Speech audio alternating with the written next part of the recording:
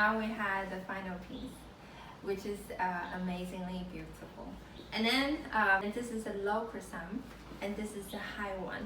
Okay, so they both are the same design, but you can see that because of the vase different and the size, the container different, and the way we're handling the flower are different, you have two totally different designs.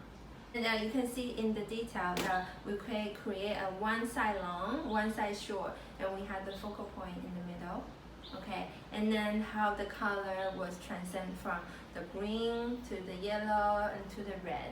Okay, and then we utilize all the form flower like spider mom and the dancing shower, golden shower, and then some of the accessory like pine cone and the cotton flower to create a center.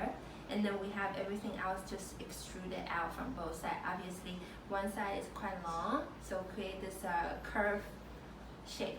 Okay, and the other one, we have a very tall design. So we use the branches of the maple tree to give the height. And then we use the yellow little flower to actually give the accent color in the height.